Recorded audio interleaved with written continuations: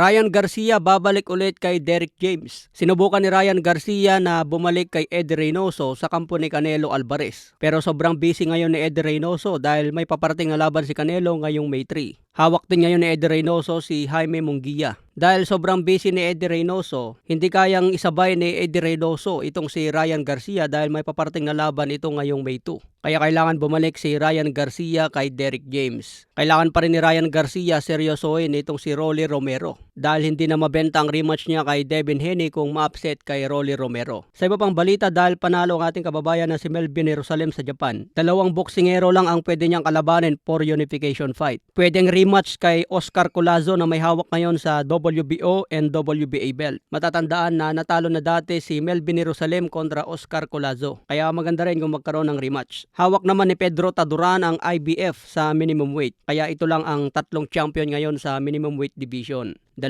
Pinoy ang champion at si Oscar Collazo na isang Puerto Rican boxer. Sa iba pang balita yun kay Eddie Hearn, agreed na raw ang bakbakan ni Naoya Inoue versus Murodjon Akhmadaliev. Target nga po ngayong September sa Japan. May paparating na laban si Naoya Inoue ngayong May 4 kontra Cardenas. Kung manalo si Inoue sa Las Vegas mga tol, babalik ulit ito sa Japan ngayong September. Kaya ito na ang pagkakataon ni Murodjon Akhmadaliev para ipakita na kayang talunin si Inoue. Sinasabi nga po ni Eddie Hearn mga tol na daking ang ginagawa ni Inoue dahil hindi pa niya nilalabanan si Akhmadaliev. Pero ngayon nagkakasundo na ang kampo ni Inoue at si Eddie Hearn. Kaya abangan po natin ito ngayong September. Marami ang nagsasabi na iniiwasan ito ni Inoue. Pero sagot naman ni Inoue mga tol, bakit daw niya iiwasan ng isang boksingero na tinalo na ni Marlon Tapales? Sa ibang banda naman, Dimitri Bivol posibleng matanggalan ng WBC belt. Ayon sa presidente ng WBC, kung hindi magkasundo ang kampo ni Benavides at Dimitri Bivol, kailangan nito dumaan sa first bid ngayong April. Kung hindi papayag si Bivol sa first bid mga tol at itong kampo ni Benavides, walang magagawa si Dimitri Bivol dito kundi ibakante na lang ang WBC belt. Mas sinahabol kasi ni Dimitri Bivol ang rematch kay Arthur Beterbiev para matapos na ang kanilang trilogy. Ito rin ang gustong mangyari ni Turki Al-Alshik, kaya hindi niya suportado ang bakbakan Benavides versus Bivol.